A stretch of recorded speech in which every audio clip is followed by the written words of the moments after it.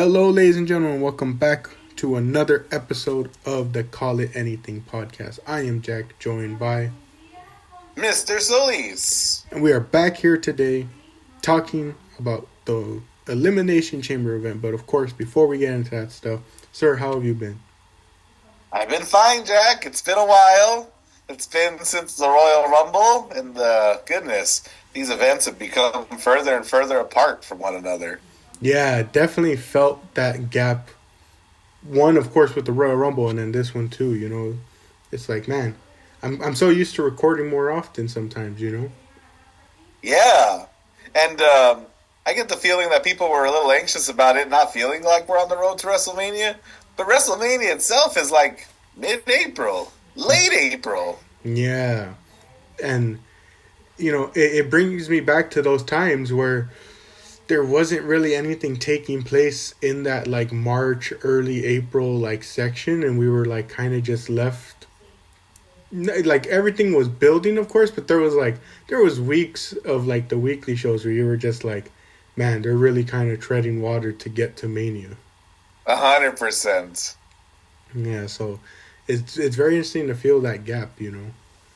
Yeah, but I've been fine, sir. It just started to rain yesterday, and we got a little bit of it today. But I've noticed it's getting lighter later. We're gonna set our clocks forward on Sunday and be in line with you once and for all. Oh, it's for finally, once, and for all until November. yeah, it's finally gonna happen. Man, I'm excited for that because it gets so frustrating when people want like for example, when I'm playing with my friends, they want to keep playing, and I'm just like, I'm an hour ahead, so I have to get off what's early to you guys, but what's late for me. Jack, what system do you play on? They got you a computer, huh? Yeah, Or you got a computer recently, so you play on PC. yeah. Well, I have one group that plays on PlayStation and one on the computer. I have been flirting with the idea of getting a PS4 because that WWE 2K25 roster, Jack, it's coming harder and harder to ignore, and I want to play as Jacob Fatu, amongst other names. You might be a little scarred from your Fight Forever experience, though. Oh, so scarred. Yeah, no, I mean, I've gotten the last couple ones, but I don't know. I guess it depends what you want out of the game, because a lot of people get different, fun out of it and all that. But what always kind of like, because I would get the games and I would play them and have fun, but like their universe mode, which is like their sandbox, like sort of like you control the shows and all that, it was like they like neglected it for so many years that like it was like it kind of became pointless to buy some of the recent ones, because it was the same thing, and it's like while everything else was getting updates, that was the one mode that like wouldn't change even when people would like recommend changes. So it's like, yeah, it all depends on what you want out of it, you know. I'm a simple man, Jack. I want to play as Jacob Fatu, and I want to beat up Logan Paul. Like, pick him up, beat him up. Like, there's just so many people I want to play as, and there's so many people I want to beat up. I'm like, let's do this. Let's be CM Punk, and let's beat The Rock in lots of different attires. Yes, let's have those dream matches that will only happen on PlayStation. Yeah, I'm still waiting for when someone like drops a line similar to that, like in a promo where they're basically like, the only way you can dream of beating me is in a video game. Dang, nobody's character is that. Where's TJ Perkins? Oh, well, that seems like a line CM Punk would drop on someone like Seth. Mm-hmm. Yeah. But that's another thing I'm excited to talk about at the end of this episode, is what took place on Raw. I saw it. And another fun, interesting update, Jack. My Netflix use has increased a lot since Raw moved to Netflix. My Max use has not, since AEW's moved their TV shows to Max. Yeah. It's funny. My family has so many, And like I don't know what it is. I don't know if I'm just like not a TV and movies person, but it's like I don't know, it's like I kind of struggle to like watch a lot of the stuff, especially like that gets people excited. Like to this day I've never watched Stranger Things. There are a couple movies that I've never watched that people watch, but like I don't know, I've been trying to break that habit just because it's like I see so many things and there's also a lot of times where like if I'm not hanging out with friends, I'm just kind of sitting around bored. And I'm just like, I don't know what it is. Sometimes I don't know if it's like a thing of I just can't commit to watching. It's not an attention span thing because, I have the attention span to listen to long albums and do nothing while I'm listening to them, But I don't know. But I do have to agree with the fact that ever since Raw moved to Netflix, I've been noticing I've been using it a lot more to like watch stuff on there. Like, I recently started watching one of the Sonic cartoons that was on there. And, I actually watched, I believe it's Korean. Yeah. Like a K-drama on there that was really good that I really enjoyed. It honestly, I might even go as far as to say it became one of my favorite shows I've ever seen. It was pretty good. It was, it's called Extraordinary Attorney Woo. It's about, an autistic lawyer. Or attorney, since it's in the name, and I actually really liked it a lot. I felt the actor did. Well, obviously I can't speak because I'm not autistic.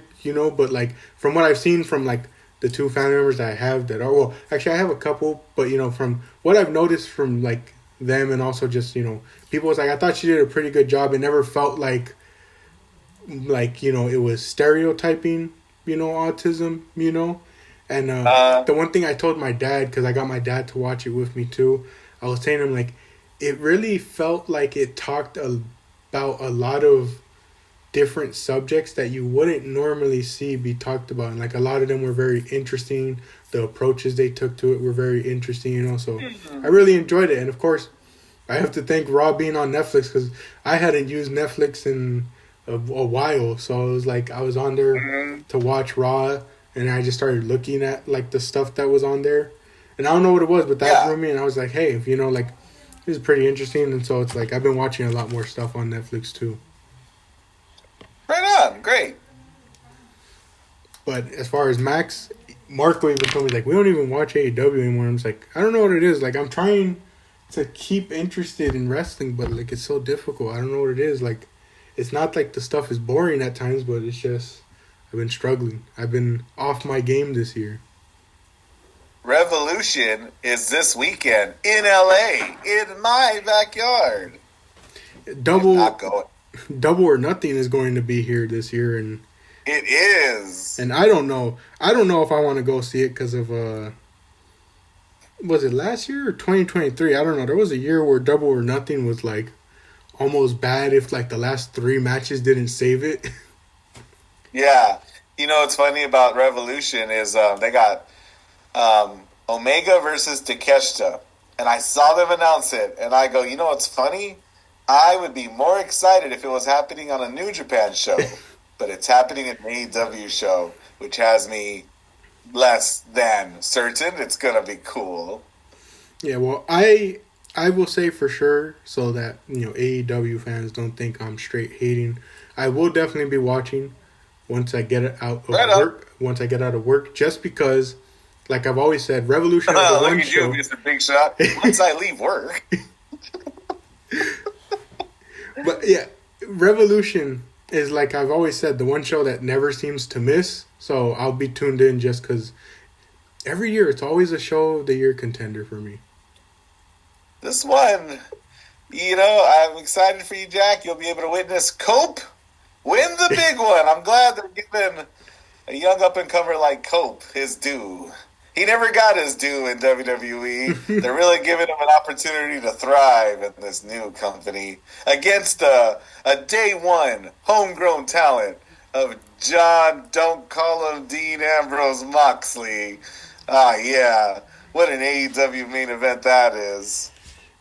All based around a story about someone holding AEW captive, and yet no homegrown.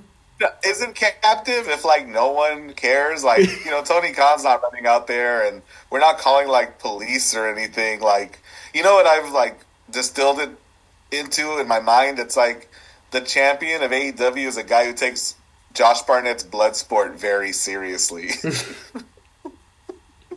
That's a pretty accurate description. It's like this is about what we'd get if Timothy Thatcher was given a mic. But, I mentioned Revolution being a show of the year contender, but we have a show of the year contender that happened this past week. Hey, it was good. Yeah, you're absolutely right. We can be talking about this in a few months still. Oh, we'll definitely be talking about this night in a few months still.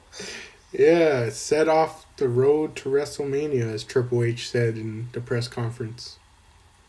We, of course, are talking about Elimination Chamber 2025. Being held in Toronto, Canada, which I only bring up, Jack, because did you see the national anthem? Oh, I didn't. I must have missed that. It was on the pre-show. Like the end of the pre-show, they had a young lady sing, "Oh, Canada," but also the United States national anthem. And that crowd booed the United States national anthem and cheered and sang along to "Oh, Canada." And I don't know why they had her sing the American national anthem, except for maybe it's an American production. But, they booed heavily. Pat McAfee was the most upset of it all. Maybe you heard him talk about that during the first match of the night. Oh, man. No, I must have missed that. But that's funny to hear. I wouldn't expect any less from Canada. Nonetheless, Toronto, as The Rock said in that one promo. Yes, that's always going to be one of my brother and dad's favorite promos from The Rock, was when he was making fun of Toronto. What did he say? Where he was like making fun of them because like they started cheering when he mentioned Toronto. And he does like in a hilarious voice going like, "Toronto, yay, he said our name."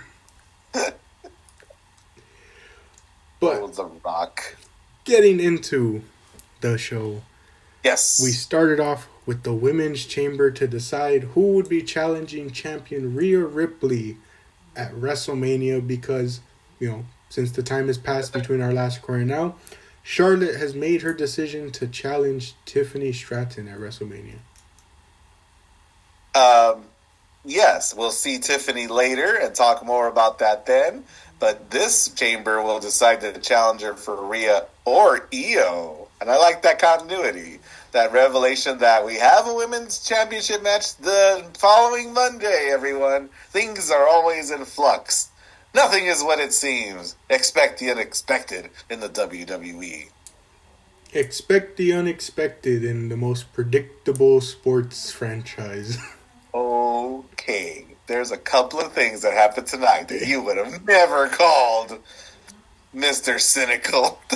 Well, I will say my dad and I forgot to do predictions ahead of this time, so I wasn't able to keep the record because I've been trying to keep track this year. But no, that was my biggest takeaway. I don't want to get too much into it to spoil all the stuff that happens on this show and the next night. But that was one of the things I said to my dad, especially after what happened on Monday Night Raw. I was like, Mr. Solis and I have been dogging on wrestling for being so predictable. This has got to be one of the most unpredictable 24 hours. 100%. And a couple of teacher friends asked on Friday, "Hey, who do you think's going to win?" And I go, you know what? It can go in a lot of different ways, and I'd be really happy with it. We'll go further into it, maybe match by match when it comes to this women's chamber match. I think I was going for... I'm trying to think of... Oh, well, let's talk about the participants. It's Bayley, Roxanne Perez, Alexa Bliss, Liv Morgan, Bianca Belair, Naomi. Who's going to challenge? I was probably going for, Alexa Bliss. Or Roxanne Perez. I'm, really kind of... there's a lot of folks a lot of pairings we've seen, already. This would freshen things up a bit. Yeah. It's funny enough, I predicted, at the end of the year last year when I was, thinking about, wrestlers who I think could have a big year in 2025. And I picked Bianca, even though, she was tag team champion and, it's not like she had a bad 2024, but like my reasoning was like, I think this is the year she finally gets back into like the singles division, gets back to what she was doing in 2021, 2022. But then it was like, funny enough, I wasn't even expecting or thinking about her winning this match. Especially because like my dad and I talked about it when we were talking about the Rumble. And I was like, I don't know, I think they hold off on Bianca and Rhea because, they've been teasing that match for like a long time. I was like, I think they're going to hold off on that for at least like another year, like maybe next year's Mania. But funny enough, I still wasn't expecting, like I didn't go into this chamber thinking, yeah, she's going to win this one. Alma herself. Yeah, that was my main thing too, was, hey, she's kind of involved with Jade and Naomi. Does it happen? Like, is this, like, or, well, not is this where it happens, but, like, there's so much that she's tangled in. Like, can I actually see it happening here, Like, that's my main sort of thinking. Was, like, do I see it happening here when she's still stuck in this whole Jade storyline? And that's with the fact that Jade hasn't returned yet. And so we start the match. Everyone's in their pod, and the match starts with Liv versus Naomi in the ring. And before they can start grappling. Before even they close the cage door. What happens, Jack? Oh, what did I just say? Jade hasn't returned yet? Well, here she comes. OMG. We haven't seen her since she was found a bloody mess in that parking lot that Liv Morgan and Raquel Rodriguez walked away from in that security camera footage. And I love Liv's reaction. She's deathly afraid and muttering things loud enough for the camera to hear, like, it wasn't me, I didn't do it. What are you doing? I don't understand. Yeah, and my dad said that apparently you could also catch Jade saying, I know. Why would Jade be telling her, I know you didn't do it? Well, as she walks up to a terrified Liv Morgan, she makes a beeline for Naomi and clobbers Naomi. I jumped right out of my seat. Yeah, she starts putting the beat down on Naomi. All as Bianca has a meltdown in her pod. She's locked up in the Elimination Chamber pod. She can't do anything. When I did, Jack, when they played the replay, I did watch Bianca's reaction. So she's got her coat on. She sees Jade come out. It looks like she is excited to see her get her hands on Liv. And she looks like she's excited to see her get her hands on Liv. And then she completely falls apart when things go south. And you gotta wonder, Jack. You gotta wonder. Why? Why? Yeah, we'll more than likely get our answer tomorrow. SmackDown, you mean? Yeah. Yeah, so this is a really cool way to start the match. How do you make an Elimination Chamber special? They do it every year. This is great because Naomi gets carted off and eliminated just because she wasn't able to continue. Yeah, and so now Liv's just kind of left her like, what am I supposed to do, Who comes out next? Oh, Bianca! Yeah, Bianca now has to come out and try and fight. And I like how, like, Michael Cole phrases it on commentary, where he's like, she has to, like, try and pull herself together, basically, after all that. This is crazy. Like, what a babyface run, like, right? Like, not from coming back from a beatdown, but, like, an emotional beatdown if she's really upset by what happened. But she runs to the cage door. They won't let her out. They won't let her check on her partner. So, she muscles through the match, and golly, what a physical match. Yeah, it really was. They were throwing everything out there, Yeah, and each other. Goodness. Yeah, I thought this one was really good. I really liked this chamber. Mm-hmm.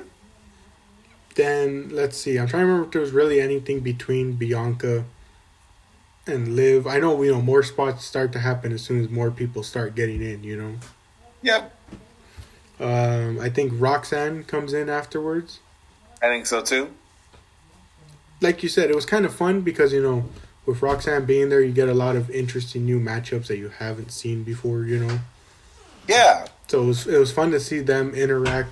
It makes me curious still about like what her what do you want to call it? Her status. Yeah, her status is, because it's like she still appeared a couple of times down in NXT. It's like, when's the full call up happening? You know?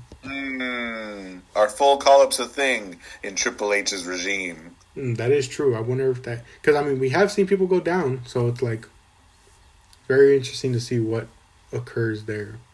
Trying to remember if any standout spots from there, but can't remember too much. Bianca's whipping hair into Liv's side made a vicious cracking sound. Yeah, and then what's it called? I found it crazy how much it wrapped around. That's what I was thinking from that spot, because it's like she like hits her in the back, but like it goes all the way around to the point where she gets that scar, not scar, but like, you know, it appears on the front, you know. Yeah. You can't copyright. Sorry, there's someone here who wants to say hello, but he doesn't understand that we might get copyrighted off of YouTube if he plays the song to go with this bit. Don't do it. Hello. Always. For the listening audiences, my brother just turned the lights off to be like Bray Wyatt. Or Uncle Howdy.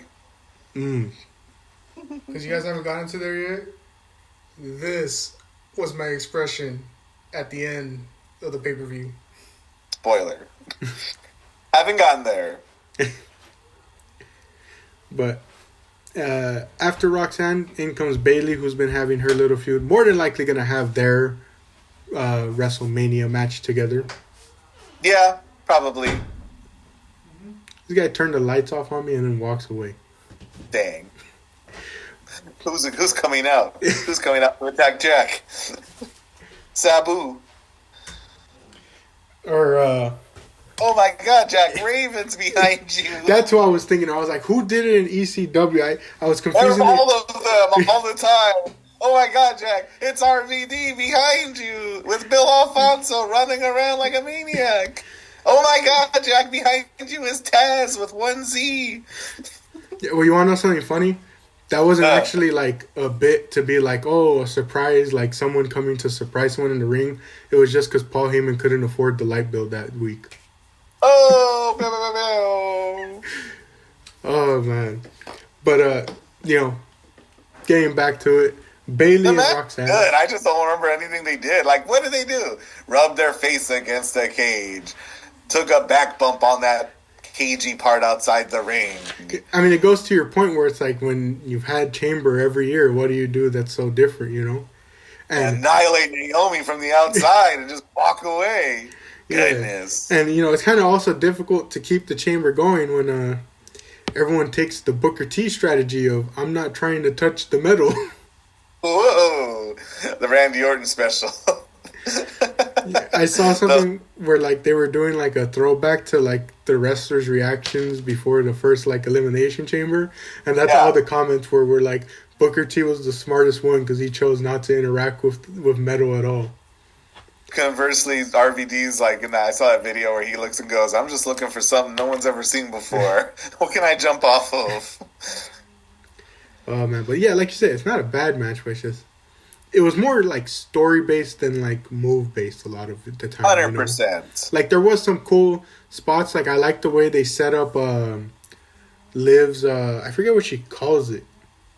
It's not the recoil. Oblivion. There we go, Oblivion, where she hits that like on Bayley. Like I like the way they kind of like set it up to get Bayley caught up in the ropes for her to hit it. You know. Yeah. I thought that one was pretty unique. Funny enough, I don't remember much of Bliss in this match. That's the funny part.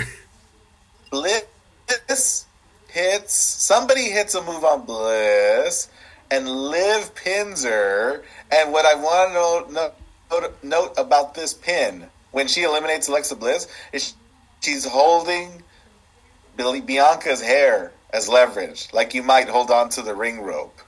Yeah, I remember that part. Somebody said online, because there was a lot of interactions between Liv and Alexa. And I didn't want to say this, Jack, but there's a lot of blondes on tonight's show, and it reminded me about other times in WWE where there was like, you know, a lot of archetypes. You know what I mean? Like this show, we got a lot of representations of, you know, our blonde female roster members. But Liv and Alexa, they got a lot of interactions. Liv just won the women's tag team championships. Does Alexa go after those tag team championships? And does she do so with a partner that actually she won those championships with before? And that would be amazing.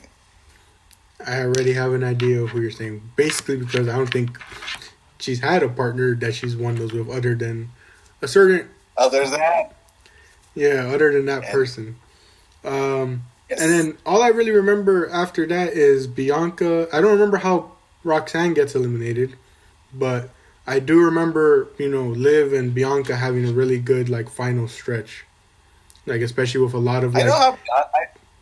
I remember Roxanne getting eliminated because I was like, why are we protecting Roxanne so much? She got hit by, like, 3 consecutive finishers, and I'm like, okay. Yeah, I don't know if we needed to ban the finishers on her, but okay. We got eliminated her. Yeah. Like, she's Nia Jax. Okay. Yeah, I think it was, like, the Oblivion, KOD, and... Bliss's Splash, I believe. It was like some combination. Bliss. Yeah. Fake fan. But yeah, I really liked the final sequence, especially how much they were like truly fighting to get out of one another's move. But Bianca, gets that KOD, and you already know once that move's hit, no one's kicking out. Did Liv kick out? No, because she didn't get to hit it at the first time. And then she finally hit it, and boom. Bianca wins. I love a good protected move. Honestly, Jack, at this point, like, I was really, like, in my head, like, we're not going to do Liv, are we? Like, we've seen, like, Liv and Rhea's done. Dunyan rings. Liv and Io, I've seen even more, somehow. Yeah. So, Bianca, right on. She celebrates like she just don't care that her friend's dead, that her friend died 30 minutes prior. And we get the shot of her, Rhea, and Io all staring each other down. Yeah. And, you know, before we get into another instance of a best friend being killed, we have a filler tag match. There's more blondes. It's Tiffany Stratton with Canada's own Trish Stratus. What are you doing here? Versus Nia Jax and Candice LeRae. I don't remember too much from this match. I'll tell you what, Jack. So I don't know if you and I worried or wondered out loud about it, right? Charlotte goes for Tiffany Stratton. Who's the face? Jack. I know who they wanted to be the face. Jack. But she can't do it. She tried, and they booed her out of the building because how are you supposed to sympathize with somebody who, about a week ago, was on a yacht talking about how she's going to win the Royal Rumble? Yeah, I found it so funny, especially the contrast where on the Royal Rumble win, they're all cheering her, and you and I were very upset at it. They cheered her, and then the next night they let her have it. It was hilarious. But, like, yeah, they want her to be the face, but just why? It's never going to happen. So this match, Jack, I thought was like a utility match. This was important, Jack. This needed to happen, the 10 minutes this was or whatever, because it did a few things, okay? One, Nia is like super duper heel. Super duper heel. Tiffany pinned. Candice LeRae or Nia Jax? I believe it was Nia Jax. Tiffany pinned the super duper heel. So we're like, yeah, Tiffany is super duper baby. In case you weren't sure about that, she is rubbing shoulders. She is sharing the corner with Trish, legendary 25-year Stratus. And you're like, yes, rub. Just all the rub. You just take all that good charisma, that good karma, that good aura, and it was great. They're wearing the same thing. They're fighting for the same thing. Good justice in Canada all the way. Hit the prettiest moonsault ever. It was good. Yeah, firmly establishes her as the babyface because I don't know if there's anything in the world that they could do to make Charlotte a babyface in the people's eyes. Like, Charlotte being a babyface is impossible to me. It's like John Cena turning heel, you know? It's like, it's never going to happen. You know what's funny is, like, for somebody who's trying to live outside of her dad's shadow, like, he's somehow a babyface sometimes. Yeah. He was likable sometimes. Except to my dad. No. No, my dad has not liked either Flair. That's very funny. That's a commitment. But yeah, this match. There's a way. And I didn't say it before in the last match, but when, like, you know, Bayley's getting the reaction she is and getting the exposure or, like, the time, I think about Mercedes and I think about Charlotte and I think about Becky and I go, you know what? Good for Bayley. Good for Bayley that at this point in her career, you know what I mean? She's being heralded as a legend and, you know, she still looks good, still fights well, still gets those reactions. Yeah. And, yeah, it's funny you bring up her horsewoman contemporary because it's like, that's always kind of been a struggle of theirs in certain parts. 100%. And I was going to say that, like, Bayley being heralded like she is, you know, it's pretty good considering she spent like 3 years as a literal Karen on TV. That is an accurate way to describe it. But, you know, like you said, like I may have described it as filler, but it still accomplishes its purpose of setting up this road to WrestleMania. Mm-hmm.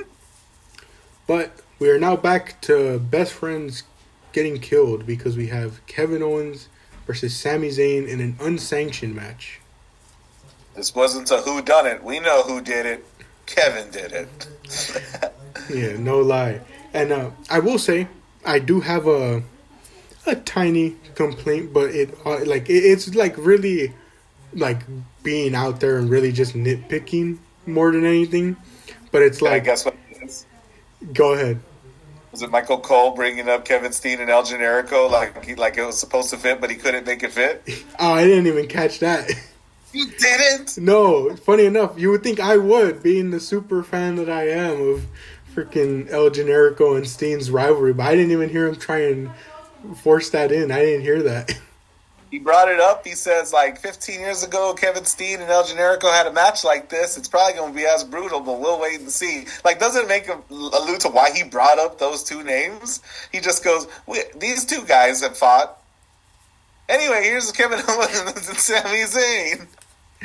Oh, man. I didn't catch that. No, but what my thing was, and you know, it doesn't have any logic to it, especially because what's happened to close the show is much more important. But it's just kind of like funny to me that it's like this is an unsanctioned match, but also it's taking place in the middle of the show. You wanted a good old fashioned 2019 AEW lights out show closer. I didn't even know. I thought that was kind of confusing too with the whole lights out thing. Like they take it serious, but it's like, you know, we're turning the lights off. You're allowed to go, but also the show's technically not over because we still have one more sanctioned match after. But like I said, you know, it's just a little nitpick because it's like what happens to close the show. It's like, of course that has to close the show, you know? Well, the idea, Jack, was like it's at the end of the show. It closes the show because it's not sanctioned. You paid and you saw the show you paid for.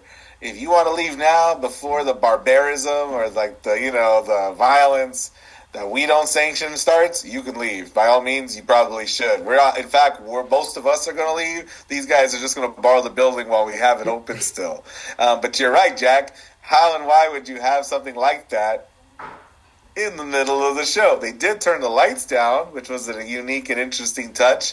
But I was talking to my friend. I go, because he asked, Mr. Sleaze, what's an unsanctioned match? And I explained as much as we've said. And I go, I know it's hard to understand because for a match that they don't legally sanction, they did make a match graphic and a video package, and they have their music, and it's in the middle of the show.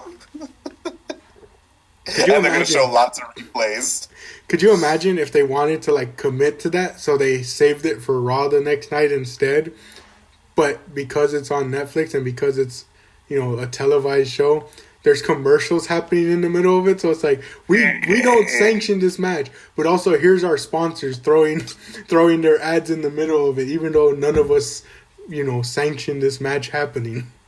I thought of that, and I thought how amazing it would have been if mid-show they changed out the mat to a blank mat with no sponsors, because Cricket's like, don't put my name on this barbaric display of testosterone-fueled nonsense. That'd be amazing. They're like Cricket little like fuzzball character. And yeah. They're like, we want no part of this. This isn't what we signed up to advertise alongside with. Yeah. So many good things. But hey, that doesn't take away from this match because it was still pretty good. It was. They went all over the crowd. It got violent, and it did what I like things. So, like, there's a part of the match where I'm a little underwhelmed, but it actually kept going, so I became whelmed, and then it kept going, and, like, I can see my meter, you know what I mean? Like, I have a meter in my brain, and, like, if it had ended early, I'd have gone, we could have done more. But they didn't leave me, Jack, at the end of this particular match, thinking they could have done more. Yeah, especially because, going into this, I'm going to be very honest. You might call it bias against the WWE, but I was sitting there thinking to myself, what is an unsanctioned match going to look like in the WWE? We know what it will look like in companies outside, but what's it going to look like? And to me, I thought, like, in a way, it would be very telling and very telling of what this new era not necessarily is going to be like, but like what is going to differentiate this new era from the previous one, a lot of people talk about that there was like a shift when Triple H took over. It was the beginning of a new era, and it's like what is going to happen in this match that differentiates it from the previous era, that we don't still think we're stuck in that previous era, and it's not just an extension of it, with just a different person in charge, Like, I was like, what are they going to do in this unsanctioned match that's going to make you think things are different from the past? Where, like, let's say if this unsanctioned match had taken place in 2015 WWE, Well, number one, Pat McAfee called out Dominic Mysterio in a match and storyline he has nothing to do with. Sami Zayn hit Kevin Owens with a trash can, and Pat McAfee goes, he just hit him with Dominic Mysterio. We'd have never gotten that under Vince. Yeah, but like you said, they were brawling all over the place. Hey, Kevin went through it in the crowd. He went through 2 tables that were fully furnished with drinks and cups and bottles. Yeah, I caught that.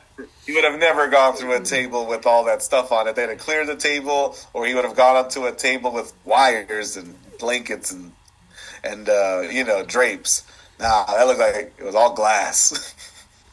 Yeah, you see a couple chairs being used, and you're like, oh, this is what we're used to as far as like Extreme Rules matches in WWE. Couple tables, couple chairs. Sami Zayn brings out a hockey stick, which is fun to see because of Canada and hockey. But you're also still kind of like comedy prop, Even in an unsanctioned match, they got to get a good pop in there. But what's differentiating this? Like, what are we doing that's different? Barbed wire chair is what's different. Dang. Yeah.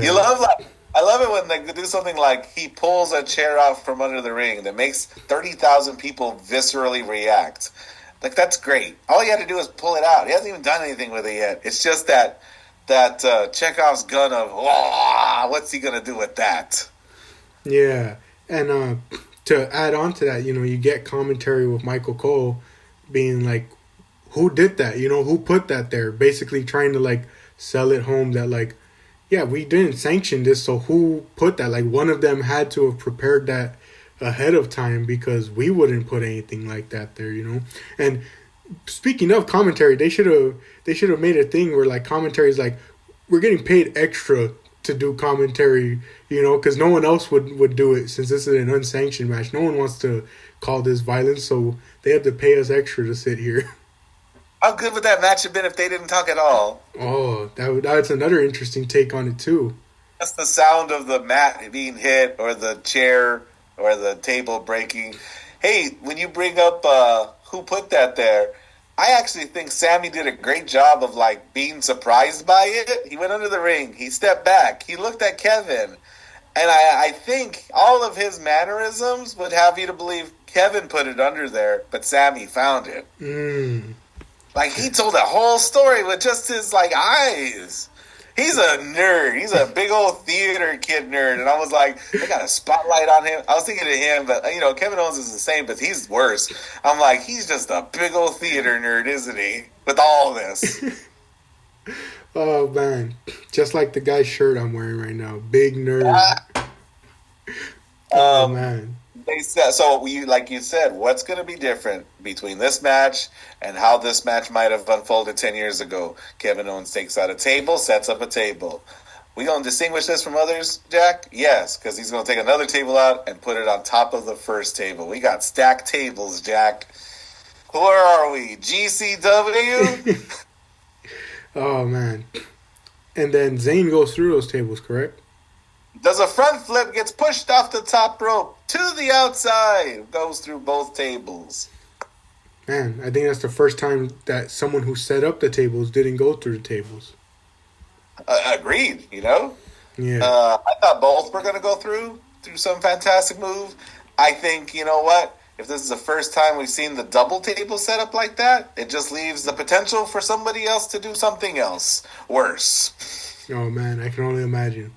But, you know, we start getting to the very end. Things are getting, you know, out of hand in a way. Yeah. And then we get a nice callback to their NXT days because, like you said, they're a bunch of nerds. Kevin Owens is like, I'm going to take you out the same way I took you out on my first night in this company. He starts power bombing Zayn on that ring apron a bunch of times. And I like how, didn't they come out to like, oh no, that was after the match, right? Like he hits him with like 2 power bombs on the aprons, brings him in, pins him, Kevin Owens wins, and no celebration. Instead, he's like, I want to inflict more damage. So he keeps trying, and that's when finally they come out because they're like, well, the match is over, now we can interfere. Like, we can't allow you to injure him after the match. Yeah, all the road agents come out. Petey Williams, Hurricane Helms, Kenny Dykstra, Jack. Do you even know who that guy is, Kenny Dykstra? I can tell you for sure I've seen the name. I think, you know what's funny? When I saw him, Jack, and I recognized him, I thought of all the things I was going to tell you about him. But he was a guy in like 2010 that like they tried to make a big deal, but I was like, there's nothing to this guy. He was one of the 5 cheerleaders in the Spirit Squad. Yeah. And he's the one that broke off and had a singles career, and they gave a last name and a song, but he was boring and he was bland and there was nothing to him. And I was like, why is he still winning? This was the time when I couldn't be bothered to think about buying a WWE video game because I was like, who am I going to play as? Kenny Dykstra. Get out of here. Trent Beretta. Oh, man. But, yeah. But these guys, Jack, they can't stop the great and mighty Kevin Owens from hitting that package pile driver onto the concrete. Who, Jack? Who's going to save poor Sami Zayn? I don't know. You know, it's kind of tough to think. Who is going to help out, you know? Especially with some guys who would help Sami being in the chamber, you know? Oh, that's true. All his friends are busy. Yeah, you know. Jay's not going to compromise himself before Mania. I don't even think he was at the show, Jack. So who shows up? Randy Orton. Oh, my goodness. We all hear voices in our head. They talk to us. We understand. It's Randy Orton. Yeah. He returns to stop Kevin Owens. Starts beating him up. Randy Orton's like, you know what? Beating up Kevin Owens isn't enough. We need to murder this man so he can't hurt people even more. He lines up for the punt kick, which I believe Michael Cole was going on to say like it's been a while since he had hit it. Yeah. And then he's stopped by all the road agents because it's like, hey, All of them. Pile on him. we'll let Kevin Owens do all this terrible stuff to Sami Zayn, but we can't let you re-inflict that pain onto him. Not gonna lie, Jack. I thought it was overkill for sure, but I think that if the goal is to establish these moves as deadly, this is pretty good. Yeah. They're like, don't punt kick him. You're gonna kill him. That's good. That's real good. Yeah, and speaking of that, I was expecting the package power driver to maybe make an appearance, but then again, if Zayn has plans for Mania outside of Kevin Owens, you can't do that, and then have the guy return who got taken out from that same move. You know. Agreed, Jack. Agreed. It's a delicate science. I thought too. Like, it's funny, Jack. I thought the match was good.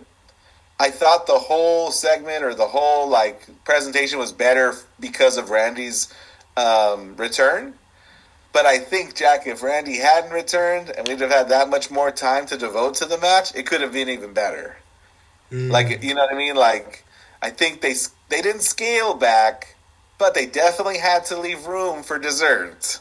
Yeah. Man. But I'm so down. He's back and he's threatening to hit the punt kick. Nah, we gotta wait. You gotta make us wait for the punt kick. That's a WrestleMania moment if I've ever heard of one. Yeah, but so a lot of setting up for Mania here. Oh, but we're gonna send the people home happy. Good thing there's all those road agents and really strong-looking security guards that definitely aren't aspiring wrestlers, because we're going to have a few RKOs out of nowhere for your trouble. Don't stand there, stupid. He's going to hit you with the RKO. Don't approach him. Don't tell him to calm down. All the road agents know not to get in the ring. Yeah. All the fake security guards in their black outfits, they take some pretty impressive RKOs. Yeah, I think Marco made a joke to my dad that he was like, I think I saw that guy on NXT once. That's incredible. But from there, we move forward to our men's Elimination Chamber match. Oh boy, the star-studded affair. Yeah, you got Seth Rollins, Drew McIntyre, John Cena, CM Punk, Damian Priest, and Logan Paul. Your voice did something funny when you got to Priest's name. I liked Michael Cole. I don't know if you heard this line. He goes, 5 former world champions and 1 Maverick.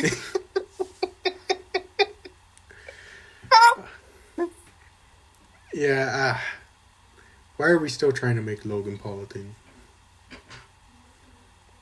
He's a thing, Jack. He is very much so a thing. Unfortunately. But got these 6 men in the chamber, looking to be a good one. Who's that coming? It's Jade Cargill. Nah, she doesn't come out this time. Oh, man. But we start this match off with Rollins and McIntyre beginning this match. Uh-huh. Yeah, those two start off. And then I believe Damian Priest comes in. That sounds right. He's feuding with Drew right now, I believe. It's like the two of them are going at it. And then after that, it's Logan Paul. Sounds about right. And then I believe, I forget at what point, but Drew McIntyre gets eliminated. And it's by Damian Priest. Yes, in the roll-up, sneak attack, which builds on his sneak attack Royal Rumble, what's it called? Royal Rumble elimination. Yeah. And I think both times, Drew was trying to do something specific. Like, if it wasn't, eliminate Jay and the Bloodline, I think in this match, he's, really trying to go after Seth, maybe? Or, he's got a clear target. And Damian's like, whoop! So, yeah, this is the second time, and Drew was all mad. Yeah, very mad. And then, I believe Logan, he eliminates Damian Priest. Yeah. Maybe. Because he does the frog splash. And then Cena comes in and Punk comes in. And eventually Logan Paul gets eliminated by CM Punk and gets a big old pop. And Yep.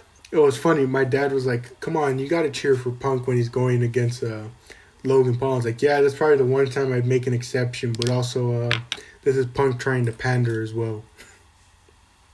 You know, I think I'm rooting for Punk at this point. Like we talked about our predictions that we were less than clear with ourselves before the show started. It really could have gone in a lot of different ways.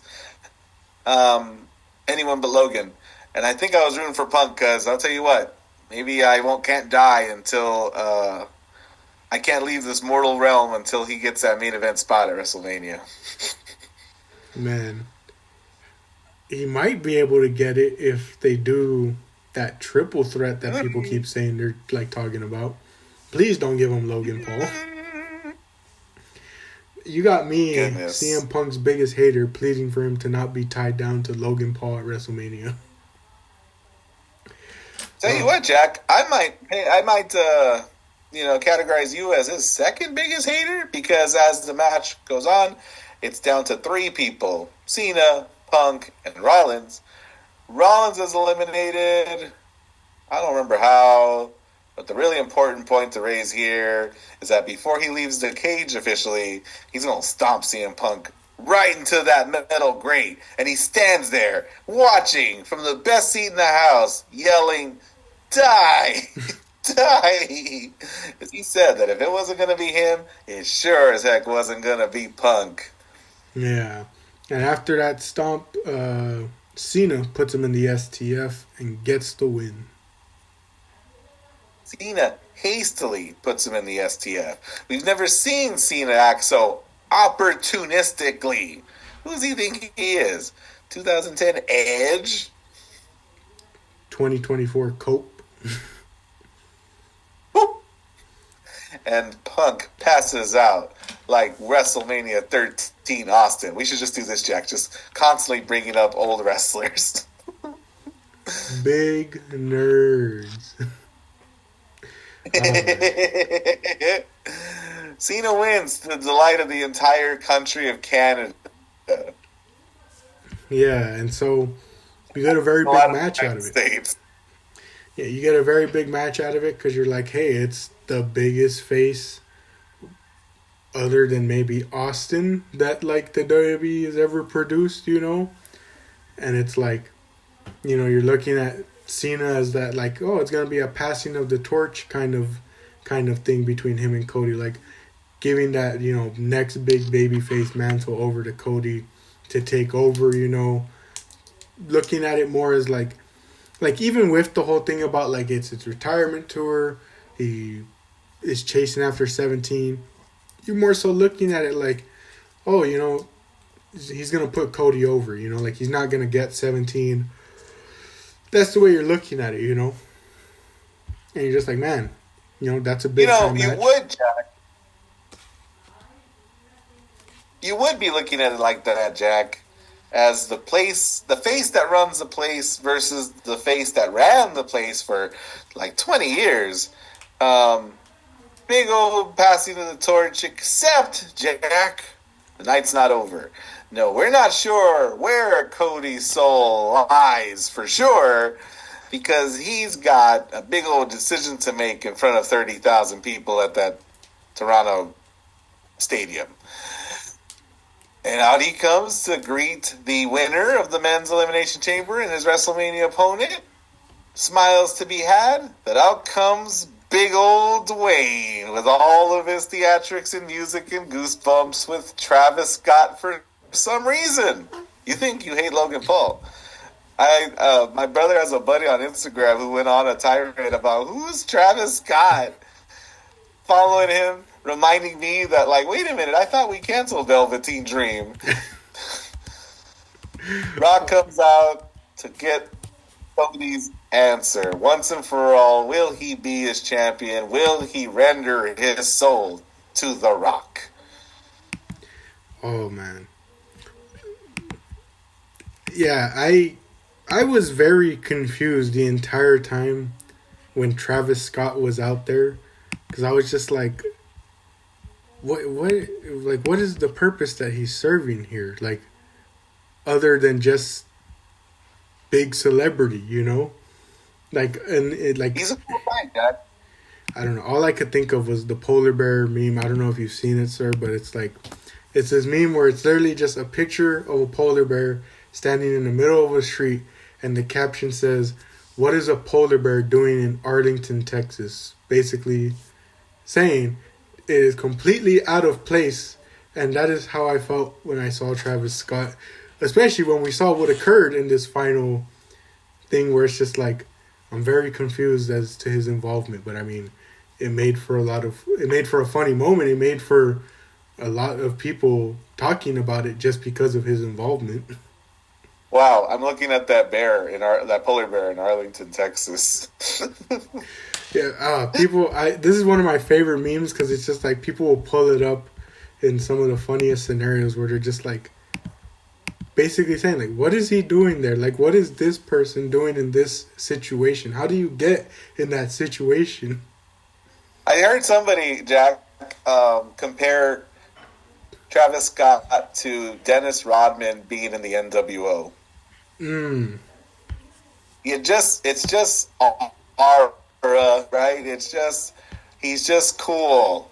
He's cool. I mean, he's just out there being cool. People think he's cool. It's just, he looked good out there. He's weird. Just be weird for weird's sake. Who knows? This might have been Velveteen Dream if he wasn't canceled.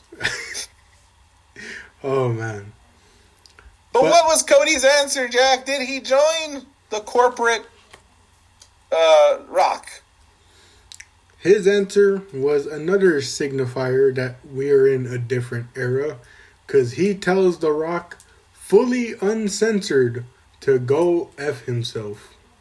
That was wild, Jack. I was like, I jumped like I jumped when Jade Cargill came out. Like, there was a lot of jumping moments. The barbed wire chair, jump. Jade, jump. F, jump. Yeah. It was a very jumpable night. Yeah. Jack, we ain't done jumping.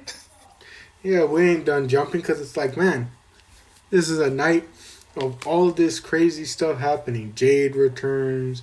Bianca wins the chamber. Cena wins the chamber. A barbed wire steel chair is being used. Randy Orton returns. It's like, man, all this crazy stuff is happening. It's like, you're looking at all this stuff. It's like, man, what more can happen? Like what could actually happen to make this night even greater? Like, you start thinking, man, the impossible is about to happen. Like, John Cena's going to turn heel. Like, man, this is impossible. This is a crazy night. Like, anything can happen, right? Like, even the impossible. Like, even John Cena can turn heel, even though in 22 years of being a wrestler, he has never once been heel. What could happen on this night, sir? Well, I don't know. John Cena's just embracing his friend and future opponent, Cody Rhodes, in a hug. And he locks eyes with the final boss, who does what he does best. Make things complicated. And he slit his throat, but he doesn't know where the throat ends, so he puts his finger all the way up to his ear, and he holds up two fingers, and I thought, how'd you butcher a finger stroke of your throat? But he did, and that's okay, because John Cena made a face that he hasn't made in 22 years, and the crowd reacted. But actually, they all react fully, across the globe, on all forms of social media, to the moment when John Cena kicks Cody below the belt, and then starts to bludgeon him with his own watch as around his fist, blooding him, scowling, dang, holding him down for the final boss to whip him with his weight belt, dang, we were had, Jack. Dang, how did they get this past this, Jack? How did the biggest secret kept ever? How was it kept? Dang. That was a watch? I could. They did it. The old man, I'm sure, is dead now. He's turning in his grave that he had to die to get so he can turn. They did it, Jack. They did it.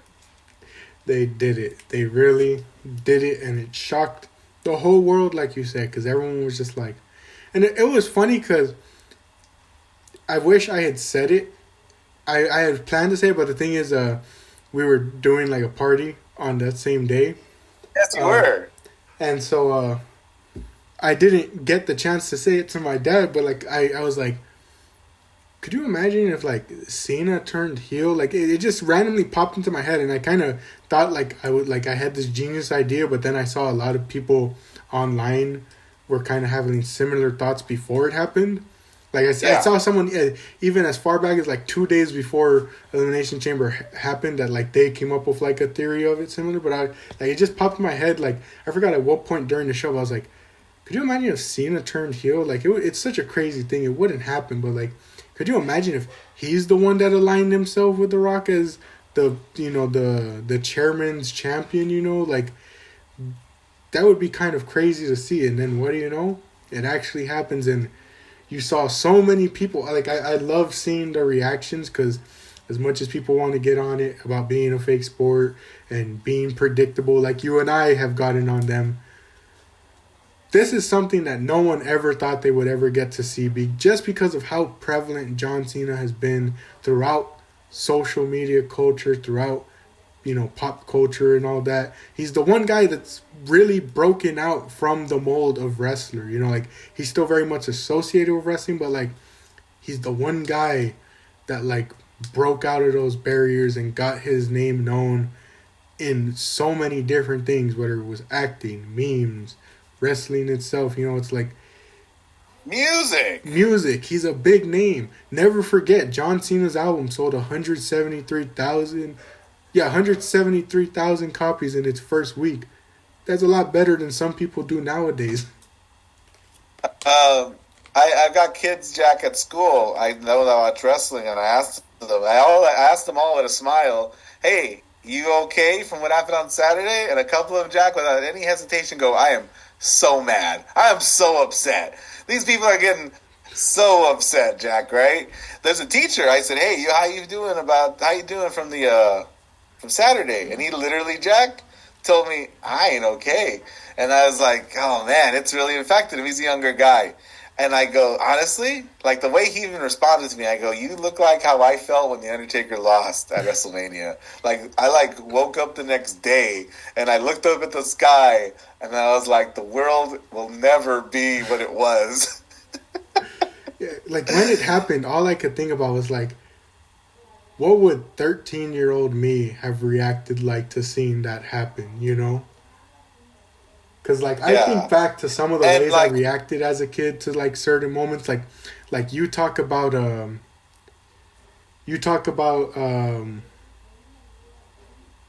Undertaker happening. I'm trying to think, what was, like, a big moment that happened where I was, like, super upset about it as a young wrestling fan. I'm trying to think.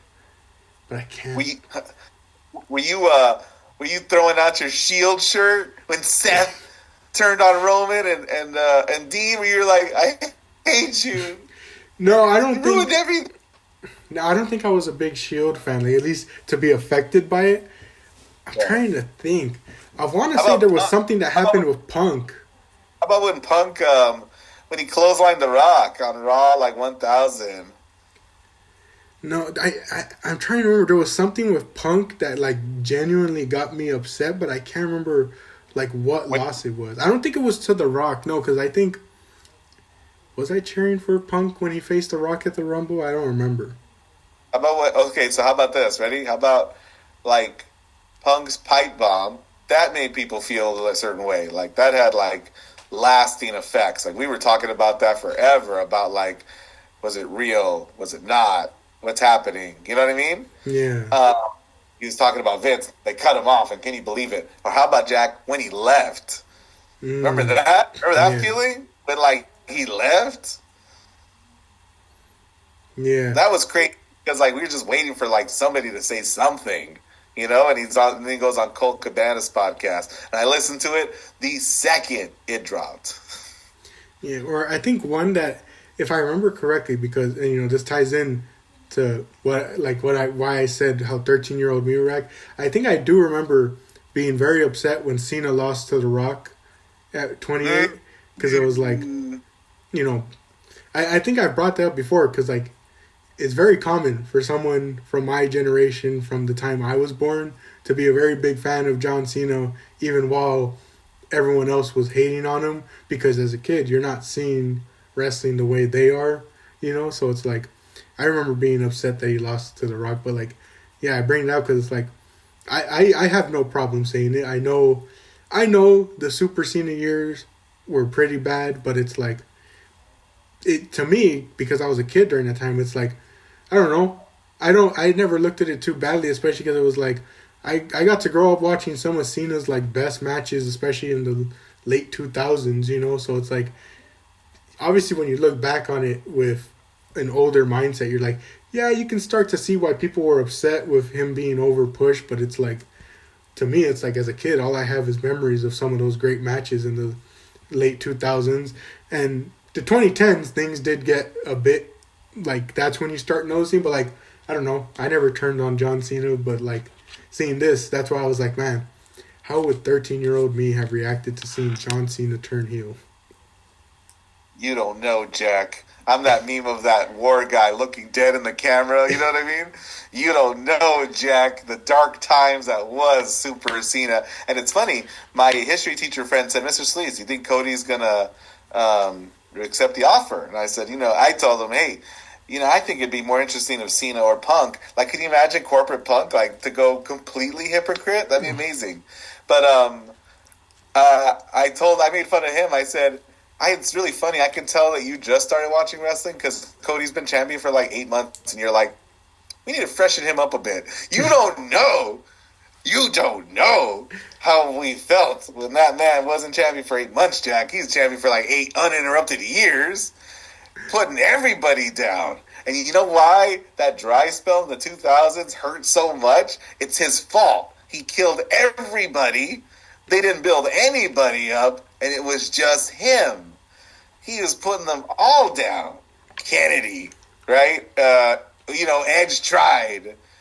Orton, he went back and forth. Orton survived. Orton is the, lastest longing guy. Punk left. But there were so many guys that, honestly, didn't have what it took. Whatever it was, you can't blame Cena alone. They all stepped up, weren't the right guy, blankety blank. It was Cena forever. And I'll never forget when Cena noted it, I think to Punk. I hated it when he pointed it out. He said, hey, by the way, when half the crowd chants, let's go Cena, the other side chants Cena sucks.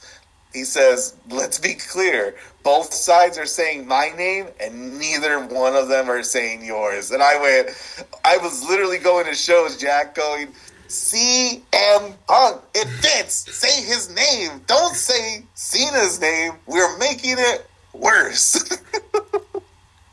Oh, man. Well, I do want to say, I think Kennedy was more Orton's fault.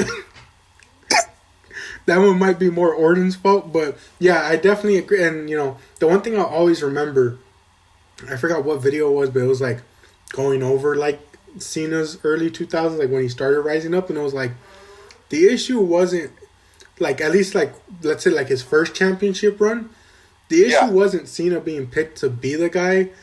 It's just, they moved him over to Raw, where almost everyone that he was going against could argue at the time to have been better than Cena at the time. Like, you had Shawn Michaels, Kurt Angle, Chris Jericho. Like, you had established guys while Cena was new, and it's like, yeah, it's kind of crazy to see him going over these talents, even as a new guy. That was the you can't wrestle period. The guy was on top for so long, he learned to wrestle. And you have, like, the sore spot of, like, RVD. It could have been RVD if the guy, well, it hurts even more, Jack, that it was RVD for 2 seconds and then he got in trouble that he wouldn't have gotten in trouble if he did that in 2025. Travis Scott smoking out there. Man. But yeah, it's like I said, as a kid, it's like, I remember, like, enjoying those matches, but as, like, an adult, like, you look back and you're like, yeah, you can kind of see why people were upset with him at the time when, yeah, he's having good matches, but like... Can you truly understand why we were upset? Mr. Duenas said, Mr. Solis, he's been a heel since he beat Rey Mysterio that night he won the championship in less than a day, in less than a Raw. Why did they do that, Mr. Solis? Why did they do that to Rey Mysterio? Yeah, and Punk's the one I think that called him out on that, or like, people always called him out on that, so it's like, how can you go around pretending to be the good guy when you're doing stuff like that, like what is the face logic to doing something like that? You know, this event, Jack, it's got ripples that will feel forever. This is like that earthquake where the aftershocks are just gonna keep hitting, Jack. This man's gonna win the champion 17th at WrestleMania. He's gonna be around for a while, but he's gonna be that Brock Lesnar part timer. I saw somebody put up on Instagram an incredible promo of CM Punk with a slick back hair and that big old mustache where he tells Cena that he had become what he hated. He says, Boston isn't the underdog anymore. You've become the New York Yankees. Do you remember that line? Yeah, I remember that one. Line that Cena goes, pop, slaps him across the face because he hit too close to home. Man's the New York Yankees. Man, that was a good one. I remember that, but yeah. And like, Jack, as we talk about this turn and this moment, I thought on Monday they did an amazing job with all the video packages. They had so many video packages, like hyping up. It's as if he killed a man. He was like, honestly, like they were so over the top and dramatic. Cena doing what he did, he might as well have committed murder in that stadium. Yeah, no lie. Absolute craziness, and it should be treated with all that drama because it's true. It's like no one thought this was gonna happen. No one thought they would ever see the day it would happen. Never, Jack. Never in 100 years did we think we were gonna get what we got on Saturday. And now Cena versus Cody, but is it just the two of them, or does CM Punk talk his way into the main event of WrestleMania? Because Jackie cut maybe the best promo he's cut since, I mean, you know, as far as I can remember. It was incredible. I'm trying to think, what was the last good Punk promo? What was the last good Punk promo? What was the last good, like you blur the line between professional wrestler and like rapper and diss rapper. You know what I mean? These were Kendrick level bars he's dropping on Monday. What was the last good Punk promo where he wasn't being a big nerd? Maybe like the one where he came back in AEW. I don't know. Maybe the MJF feud. Like, because the one I'm thinking of is like when he's backstage all bloodied up. I do also like the one where he like introduces the stipulation where he brings out the old photo of him and MJF as a kid taking a photo, and then he pulls out the dog collar and tells him, "Will you be my Valentine?" I'll take your word for it. But can I take a sidebar to make fun of MJF?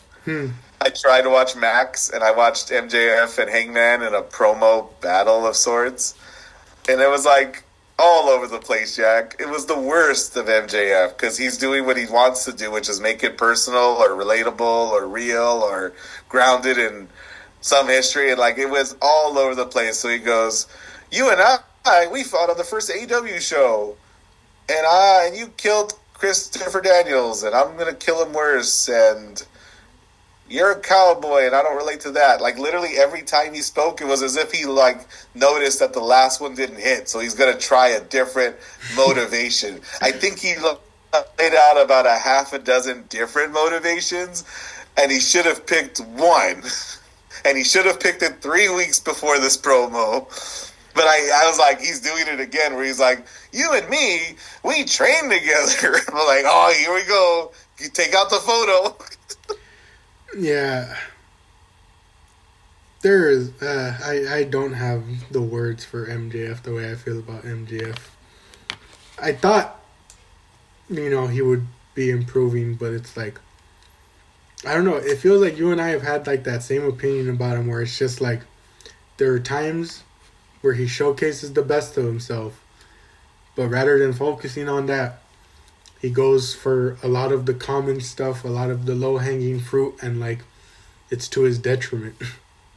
You know, and it's very upsetting that Hangman has to be caught up in it for me, because it's like, I don't know, I feel that way about so many wrestlers where I'm just like, I wish you were doing more stuff, better stuff, you know? Ooh, we didn't bring this up. Before CM Punk eliminated Logan Paul, he evaded the buckshot lariat. And he CM knew Punk not to avoided the attempt it. buckshot. It's funny. We get at MJF for going after the low hanging fruit, and CM Punk looks into that camera with blood in his eyes, like, bald Dwayne, you bald fraud. Oh man, Jack, he torched The Rock, but he torched him only second to the entity that torched him even more, which I would say is the crowd at that Raw show. They were so loud for CM Punk, I couldn't believe it. They reacted to his goosebump line like he killed the man. It was wild, Jack. That was like them affirming, we believe everything this man is saying right now. He says he's going to get his hands on both of them, and they're going to make a wish that he had it. Jack. Mustard! Oh man, and then things don't even stop there, because I know we've gone for an hour 16 already, but we have to talk about the ending of Raw, because like I said, we have to do justice by wrestling, because the past couple of episodes, even in our top 10, we talked a lot about how what influenced a lot of our matches was the whole predictability thing, where it's like sometimes there are matches where it just felt too predictable. There are storylines where we're just like, we know how this is going to end. There's championship reigns that are dragging on because we're waiting for this person to take the belt off of them. We're just dragging our feet, treading through the water. And it's like things are so predictable that it's tough to invest in a match. We go into this Monday Night Raw, Rhea versus Io. We're thinking, it's going to be Bianca versus Rhea at WrestleMania, They're not going to take the title. When's the last time they've changed a major title on a TV show, let alone maybe one of the B shows, like pay-per-view shows? But it's like, when's the last time you've seen a major title change on one of these episodes of Raw or SmackDown? They'll do the tag titles. They'll do the U.S. Wait a minute. You just asked the question. They just changed the women's tag titles on Raw in the main event. In one of the best women's tag matches I've seen in a while. That may be true, but the key word is major. Ah! But, yeah, you're going into it thinking, they're not going to do it. This is boilerplate. This is just admin. We're just going to give Io her shot, and Rhea's going to bulldoze through her, mommy style. Got our one-on-one match we've been waiting for since NXT, Rhea versus Bianca. Also, they didn't make a big deal of it. I heard Rhea maybe pitched a fit about it not being made a big deal of it, but something was brought up on TV, and that's Rhea's never beaten Io in any of the matches that they've had together. And you're like, well, that seals the deal, doesn't it? This is it. Rhea gets her W, and we move on. They left off a match, by the way. Ain't no way. They left a match off. Really? Yeah, they showed the Mae Young Classic. Which one? They showed the Mae Young Classic, and then they showed something else. What was the match that took place? Oh, Rhea, Charlotte, and Io. They showed that one. But Rhea and Io went one-on-one in NXT before. And Io beat her. So it should have been 3-0, but they said 2-0. So that's why I told my dad, I'm like, they're kind of underselling this. I feel like if you include that third one, it makes it a lot more higher stakes. It's like, they fought 3 times and she hasn't won once. That's like Cody and Seth going at it, Like, Seth can't ever get the victory on him. Like, that's what kind of sells it to, is like, they had like a trilogy technically, and Rhea's never gotten a win against Io. Like, that's kind of big, But they didn't include it for whatever reason. Well, what'd you think of the match, Jack? I'm going to be honest, especially because I haven't watched a lot of wrestling this year. It's one of my favorite matches of the year so far. Even with it being a TV match, I thought it was pretty good. What'd you think of Bianca sitting at ringside? Oh, that immediately started setting off alarms to my dad and I. We're like, something's going to happen here, but what, you know? And like the funny thing is, like my dad was like, does she turn heel? And I'm like, I don't know. I just saw an interview where Bianca was saying that like she's thinking about turning heel, but she really likes being this baby face. So it's like, is that a sign that like it's going to happen? Like, you know, kind of like how like someone says one thing and then like the next thing happens after that, like kind of signifies the opposite of maybe what they said. You mean like I'm gonna retire? I can't wait to celebrate this last year with you all. Big smiles and hugs. I'm definitely not gonna kick anyone below the belt or align with one of my greatest foes and Travis Scott. Oh, You man. mean like that, Jack? But yeah. So, Well, like you said, Jack, the bells started going off in your head and something didn't seem right, especially when Rhea starts viscerally reacting to Bianca at ringside. I think she was a little more distracted than she usually was. Felt like a little bit like WrestleMania 41 Gunther. mm-hmm. A little, hey, Sammy's wife, I'm going to start to acknowledge anybody else than my opponent. Yeah, I'll never forget that. Yeah, it was kind of odd that like Rhea took such offense to Bianca just cheering for Io. Like I thought that was kind of weird. You know, like Yeah. why are we taking such offense to that? You know, Yeah. but Like, I really liked a lot of the action from that match. it was good. I'm not gonna lie. I watched that out of the corner of my eye. You know, I'm doing other things on a Monday night, getting ready for school. But all because, Jack, I thought boilerplate, normal match. We know how this is gonna go. We did But not wait. know. We did not know how this was going to go. I like that whenever, like, she hit it. I think she went for it once, and then she hit it twice. Her moonsault, her over the moonsault. Yeah. I like she sets up for it. She reaches her hand out each time because I don't know. It's funny that that's part of the move. Like reaches her hand out, even in her hurry, sets it up, reaches her hand out, hits it. Yeah, but she hits it that final time. She wins it, and we are all shocked over here in the Castillo family. Yeah, Io looked shocked for a while, taking it all in. Got her fireworks going. New champ.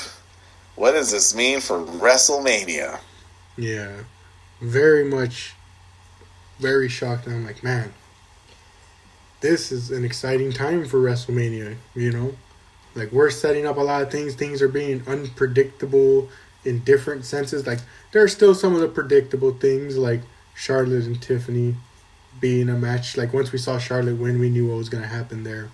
But it was You like, sure did. you know, we're getting stuff like this where it's like, hey, is it going to be a triple threat between these three women now? Is Bianca winning? Is Io retaining because Jade gets involved? You know, like what's going to happen?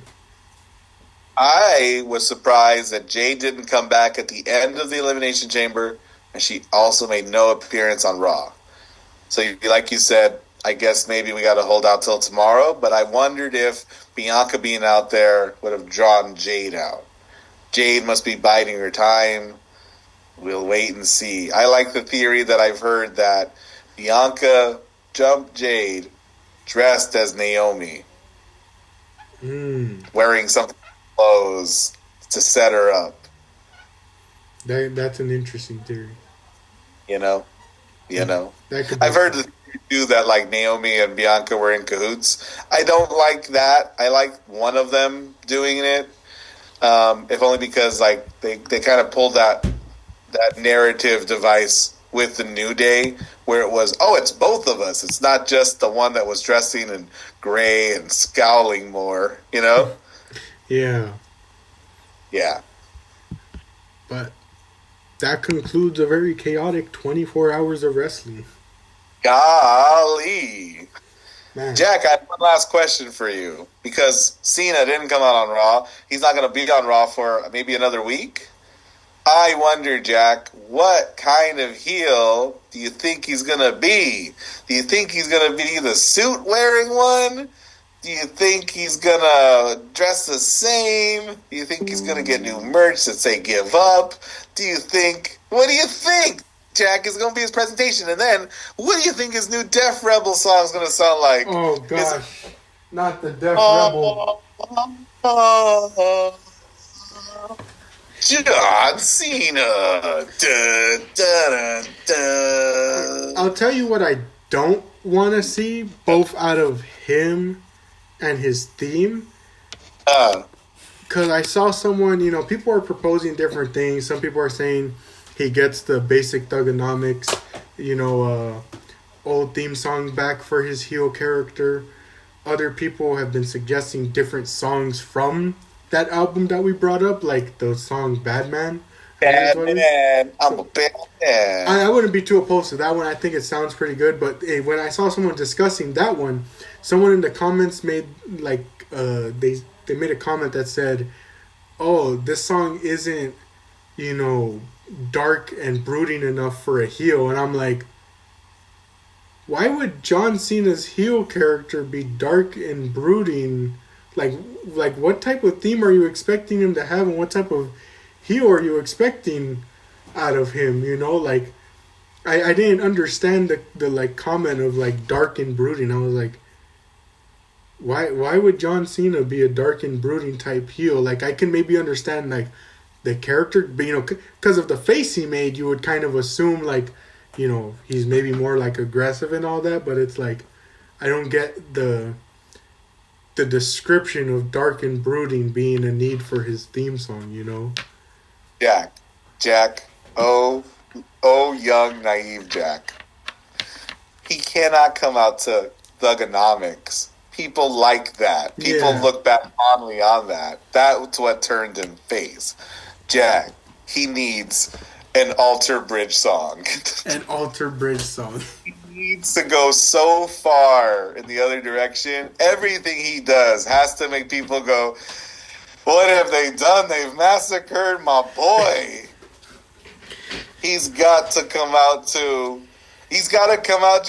He's got to hug and shake Logan Paul's hand. He's got to help Logan Paul win a match. Jack, these guys on this podcast I was listening to going, what are they going to do? How are they going to really cement him as the definitive heel that they need him to be, that they threatened us with on Saturday? You know what he's got to do, Jack? You know what he's going to do?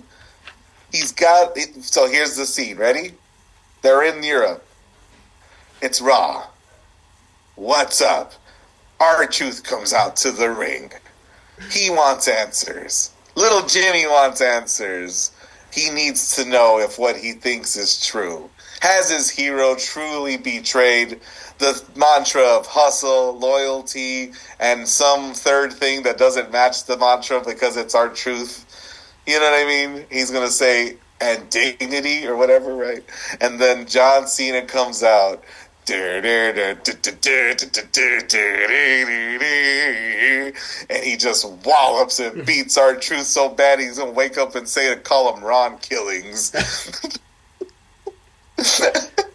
He's going to be crying, Jack, tears down his face. And then he has to beat up little Jimmy. He'll tie him up in the ropes, Andre style. And he'll start with a chair walloping the ground. And R-Truth will cry like Bianca did in the Elimination Chamber. Not little Jimmy. People will start to jump the barricade to interfere. This is Jack. So what you're saying is we need Cena to come out in a suit. We need him to come out with the lights turned out and a purple light on him as he talks about his mountain of omnipotence. Oh, yeah. Oh, yeah. Hey, and his song will start, you think you can see me. Oh, man. Oh. I'll let as you bring it up, that's the one thing that keeps going through my head. If WWE isn't cowards, they could put out a lot of good John Cena heel merch. Or they don't even have to put it out if you want him to truly be a heel and you don't want a heel to be one of your top sellers. Just have him have different merch of his past, but heel style, and just have him come out in different ones from the past, Yeah. It would be what's the opposite of hustle? It'd be laziness, Nepotism. nepotism, incredible, disloyalty, disrespect. He'll have a give up shirt on it. He'll have Give a up. your time is never shirt. Your time is never my time is always. He's gonna come out with a golden shovel just on a shirt. It's just gonna be a plain black shirt with a golden shovel. They'll have a shirt that says 5 moves of doom. Oh, he should do that, and then like it has like him, like his silhouette doing the move right next to like the name of the move. And he wins at WrestleMania night 1, so that Jay wins night 2, and we all go home happy. Nah, he's got to do it night 2. Night 2, we all got to just call the day off the next day, and then he's a part-time champion, Jack. He's like, I'm gonna see y'all at SummerSlam. Next day, all the flags will be half mast. Your school's gonna call everyone up and be like, no school tomorrow. Everyone needs to take a mental health day. They're gonna make it a national holiday. Yeah. But I'm excited. it's going to be interesting to see what type of heel character he is. It would be very, very interesting to just see him come out with a suit, you know. Oh, and then to just get at your dad's nerves. He won't win a match anymore unless Travis Scott interferes, bloodline style. No, Travis Scott is going to be instrumental in all of his successful defenses. no, the true heel turn is he's gonna go full bald. He's got to wear like the worst hairpiece in the world. He's got to be delusional. Hey, by the way, I think lots of people feel differently about Gunther. I like him versus Alpha Academy. I like, I don't know. It gives him so much motivation he's been lacking for me. He's like, hey, here's what I think about goofballs, and he destroys Akira Tozawa. Jack, I was like, let me write this match down so I could talk about it in December. Gunther versus Akira Tozawa. That was great. Him versus Otis didn't do as much for me, but I just like this sort of deviation of, like, we got the closest we've been in a long while to Gunther saying the mat is sacred. I don't know why he doesn't say it. He still thinks it. He still believes it. And he almost told Otis, the mat is sacred. By the way, which I know John Moxley would love to say if Walter hadn't said it first. Yeah. Man. I'm excited for the end of the year because I'm interested to see if I even watched more than 10 matches. Dang. But, as much as I've been lacking, I do have to say I did watch New Beginning over in New Japan. You told me about it, and Instagram spoiled it for me, but I'm going to sit down to it. Could I say, Jack, that your match of the year candidate was Zack Sabre Jr. versus Goto? It was. Goto was impressing you even in the summer of last year, so really stepped it up, huh?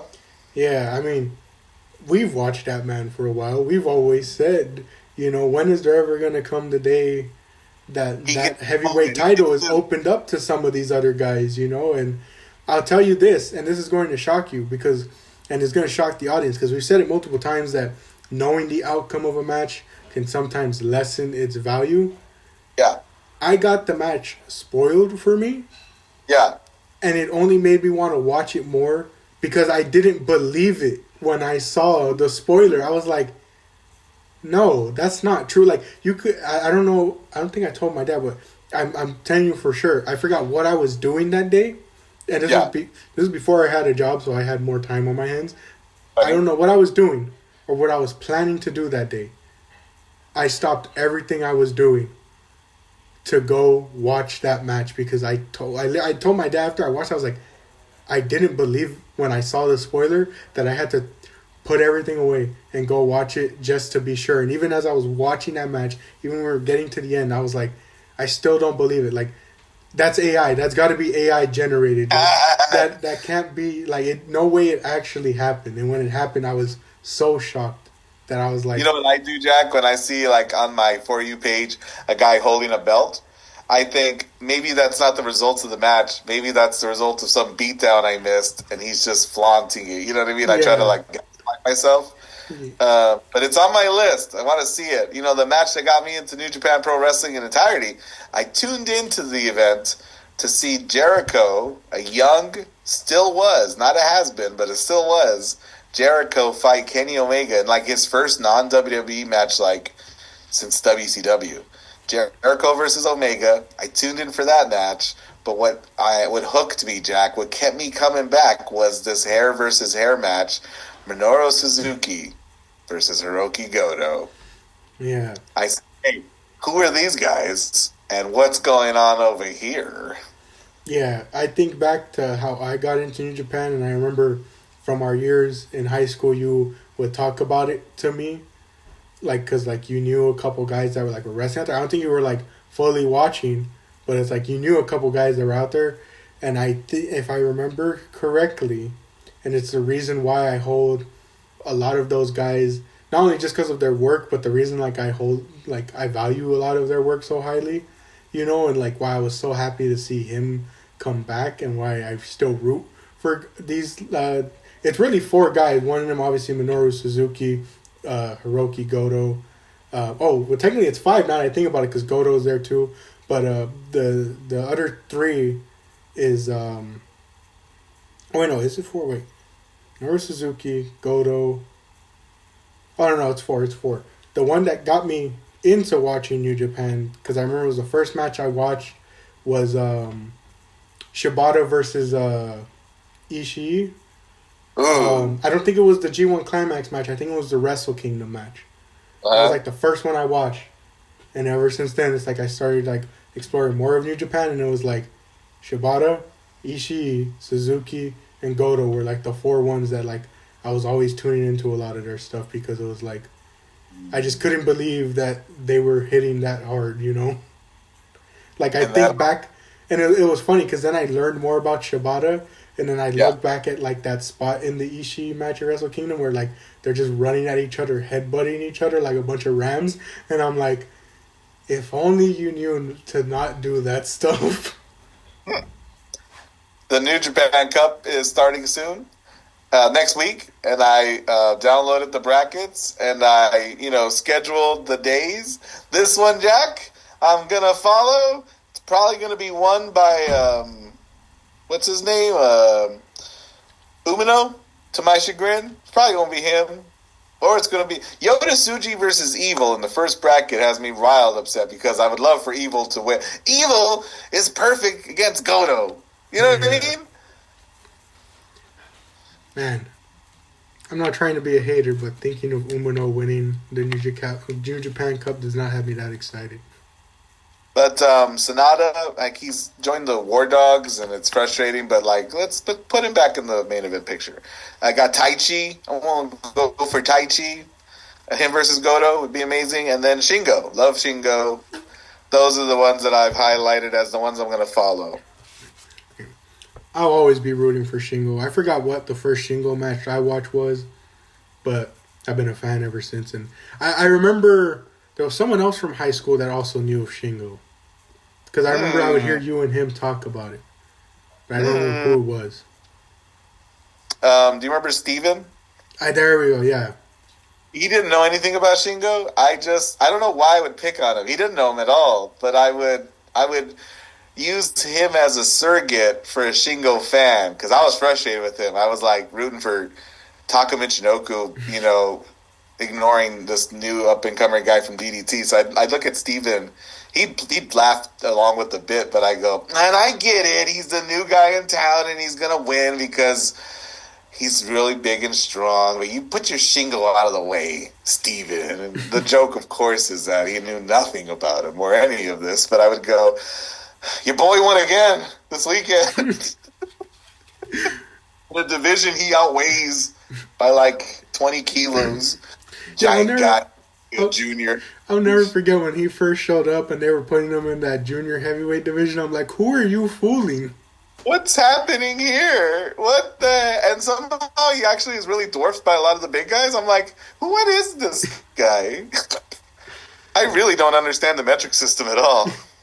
Yeah, I'll never forget when he first showed up too and joined Yeah, Lij. Oh, I would venture to say he made such a much bigger impact and lasting impression than Yoda Suji. Yoda Suji with his creepy smile and his derpy hair. oh man, I feel for New Japan's main event scene right now. Just because I look at some of those young guys and I'm like, you still got a ways to go, but New Japan doesn't really have the time to let you find your own path yet. You know, like Yeah, they need fresh talent, and they're just kind of forced to throw you guys to the wolves right now because it's like they need people. They you need know a it'd be Takeshita. really, you know it'd be a heelish thing. Oh man, you know it'd be a really heelish thing to do. Cena enters the New Japan Cup and runs roughshod through an entire bracket. He just 5 moves. He goes all the way to Japan to hit 5 moves 5 times. Wins. Him versus Goto. Come on. Oh, John Cena joins the House of Torture. I am so upset. I told myself something that will never happen. No, I got an even better idea. To truly cement himself as a heel and to further push this whole impossible happening with this heel turn, John Cena shows up on AEW and his first words are, "Hi guys."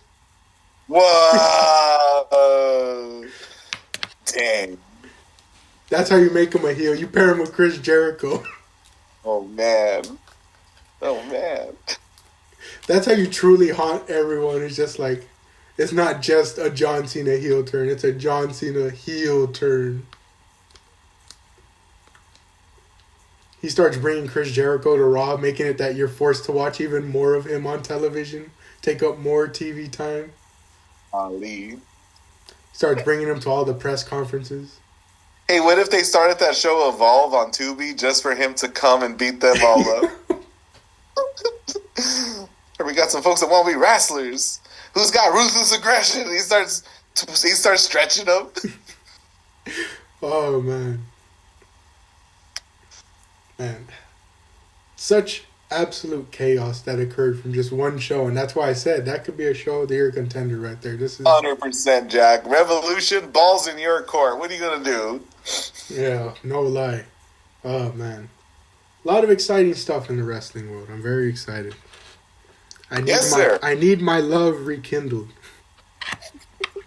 Hey, is it a coincidence that I stopped caring as much about wrestling as soon as Bryan Danielson retired? Wow. Like he took a piece of you with him. Yeah. That's gonna be the true John Cena heel turn for me. Is he's gonna diss Daniel Bryan, and then I'm forced to go against him now. Dang.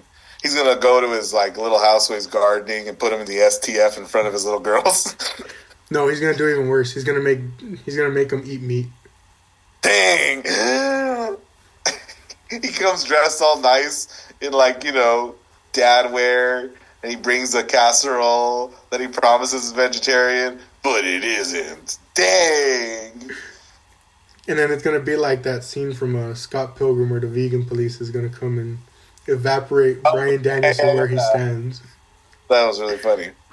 Oh man! Oh, speaking of that, since you brought it up, and I know we're going really long with this episode, but hey, my dad appreciates the content because there hasn't been much content in a while. See a fourth wall. Ricky sent me the post when Kevin Owens cut that promo outside of Sami Zayn's house, and we had a good laugh because the top comment was, "You already know after this promo wrapped up, Kevin Owens went inside and had dinner with his family." And then I joked around about it with my dad. I'm like, yeah, Kevin's wife and kids were probably like in the living room off camera where you couldn't see them. Like it's just it's funny to think that like all this animosity in the feud, and it's like you probably had dinner after that was finished filming. Like Sami Zayn welcomed him in with a hug and was like, "All right, that was pretty fun to do, right?" That reminds me of Kevin Owens' wife, who I follow on Instagram. And I follow her, right, because it's the only way I can really kind of like follow Kevin. She's sitting at ringside, right, and there's a great picture of the two of them in the ring for their unsanctioned bloodbath. And, her husband is, he was put through a couple of tables and definitely went face first into a barbed wire chair. And what's her response? She's like, "Is that Drake?" Oh, man. Face first into barbed wire, and she goes, "I'm here with my mom. Cheese." Oh. Love Canada. Cheese. But any other final thoughts about wrestling, sir? I guess you and me are going to come back together and talk about the next big event before WrestleMania, and that is NXT Roadblock. Man. Julie, this is Stephanie McCourt. I like this. I heard this podcast, Jack, where they were talking about, like, the rumor has slipped out that an NXT champion is wrestling injured. I heard about that. Gosh, I wonder who it is. Is it Stephanie McCourt, who's wrestling every single week? Or is it Julia, who wrestled, I think, twice in the last 2 months? Well, I will say this. If there was ever a time for me, you might see a lot more NXT pop up at my year-end stuff, because it's like Stephanie McCourt's champion, Julia's champion, at least for the time being, Obafemi's champion, and Ricky Starks is showing up in NXT. You mean Ricky Saints? Who came up with that name? At least his theme sounds similar and sometimes even better than his old one, but like it sounds very similar, so it's not too much of a difference. Ricky Saint, he's from Louisiana. New Orleans. New Orleans who? I like it. Yeah, it's better than all those list of names that people were worried he might get renamed to. Oh my, I know 100% what you mean. NXT's got my favorite schedule for the main event. It's going to be a good old-fashioned champion versus champion. You know what? Not even that. Give Stephanie all the belts. Even the ones Mercedes got, she should have never got. Oh, man. But yeah, hey, we might do an impromptu episode on that. We don't really cover NXT much, but we might because, we're supposed to wait till Mania, Golly, that's just the last half of April. Yeah. I'm also, Jack, like, flirting with the idea of going. Spring break is the week before. Spring break. This was the WrestleMania, Jack, I should have gone to. This is the one because it lines up with spring break. All that to say, I've flirted with the idea of going out to Vegas to see a show or two because there are a lot of shows going on up there during spring break.